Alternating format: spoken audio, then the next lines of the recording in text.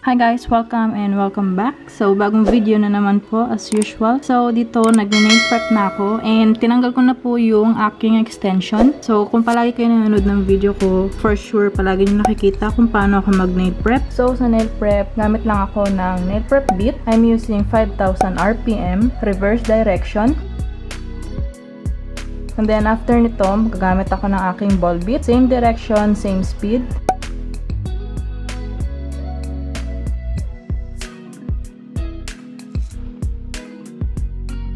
And hindi kompleto ang ating pag-nail prep kung wala tayong sanding band. So, importante na may sanding band tayo kahit na 120 grit lang. So, dito gagamit lang ako ng 2,000 RPM and I'm using 120 grit.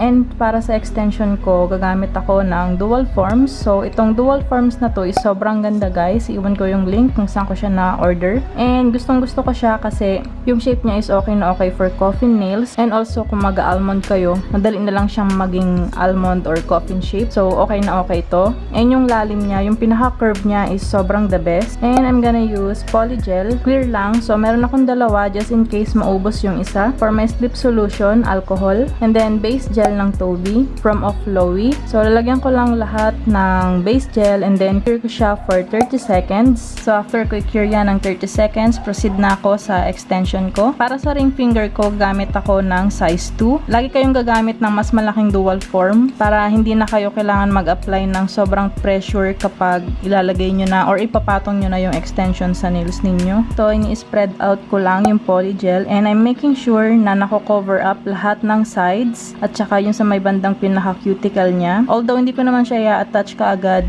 all the way sa cuticle ng nails ko, pero makikita nyo kung paano ko siya i-attach. I'm trying to make this thin as possible. So sa way na to guys, makikita nyo na habang dinadrag down ko yung polygel, numinipis siya. So yung under nails natin is mas umaayos.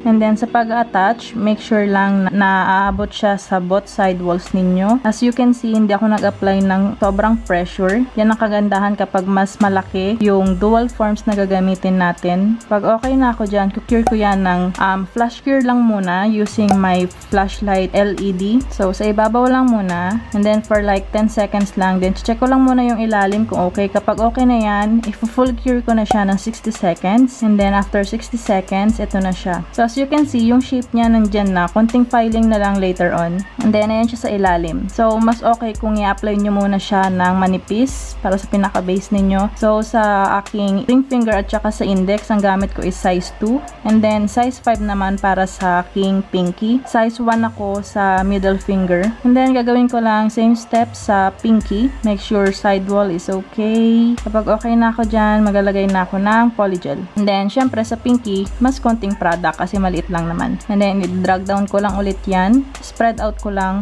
Make sure lang na nako-cover up lahat ng sides ng nails, side wall, and cuticle. Tapos, i-drag nyo lang kung gaano kahaba yung gusto nyong extension. Although manipis siya, pero alam ko sa sarili ko na nako-cover up lahat. Again, yung ganitong way, inaayos nyo na rin pati sa pinaka-under nails ninyo. So, wala na kayong poproblemahin. Lalo na wala kayong e-file para pang-ayos sa under nails ninyo. Magandang way to. Ayan, maayos na yung under nails niyan pag nilagay ko to guys. Then, same step lang. Again, tignan nyo, walang pressure. Wala akong pressure na nilagay nung inattach ko yung aking dual form. So, ayan siya sa ilalim. And then, check ko rin siya sa ibang angle and side wall. Kapag okay na ako dyan, flash cure ulit using my flashlight. UV flashlight nga pala to. And then, kapag okay na ako sa under nails, papasok ko na siya sa lamp and i-cure ng buong 60 seconds. There you go. And then, ayusin ko lang yung pinaka-surface at saka yung pinaka-structure ng nails.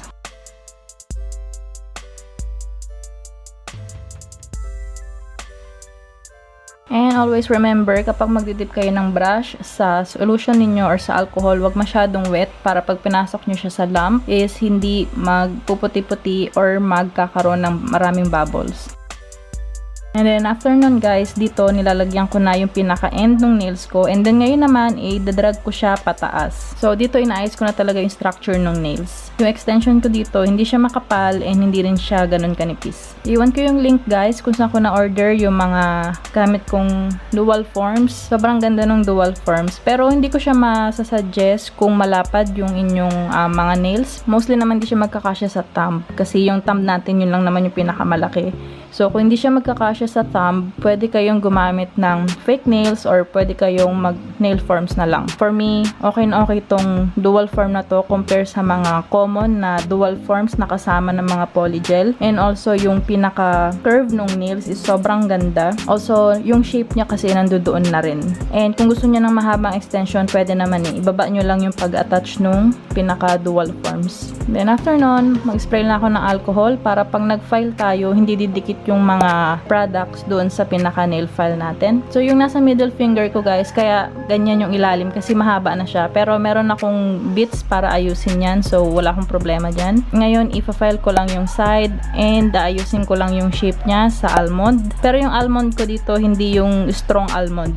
Sakto lang na almond. And then gagamit lang ako ng extra fine na bits para ayusin at linisin yung aking cuticle part and yung surface ng nails. Pero for this method, hindi naman obligado gumamit ng bits kasi malambot lang yung polygel, so madali lang siyang i-file.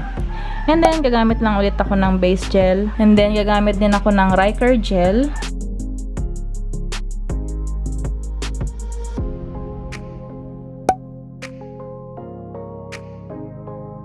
So, ito yung RYKAERGEL guys. Iwan ko yung link kung saan ko siya na-order. Mura lang to guys. And maganda rin yung quality niya. Perfect siya sa mga nail extensions. Pero hindi ko siya masasuggest sa mga natural nails. Lalo na kung marami kayong ginagawa sa bahay. Kung naglalaba kayo or kung palaging nababasa yung kamay nyo, hindi siya pwede. I mean, pwede siya pero hindi siya tatagal. Then, cure ko lang yan ng 30 seconds. And then, ito yung gagamitin kong nail foil gel from Another Sexy. Kapag gumagamit kayo ng mga nail foil gel, huwag masyadong makapal and make sure i-cure nyo ng 60 seconds. Ito yung gagamitin kong nail sticker from JL Essential. Chanel siya guys. Tapos ano siya, ang parang holo keme yung design niya. Hindi lang siya plain na black. And kaya ako nag-black base or black colored gel kasi black din yung pinaka-sticker ko. So, make sure kapag gumagamit kayo ng mga sticker, kung anong kulay ng sticker, yun din yung iba-background color nyo na gel polish or anything para hindi pangit tignan. At saka kung sakaling hindi dumikit yung pinaka-design, pwede nyo siyang balikan. And then after nun, ita-top coat ko lang siya using Real Top Gel ng TOBI. And then after ng top coat, i-cure ko lang siya for 30 seconds.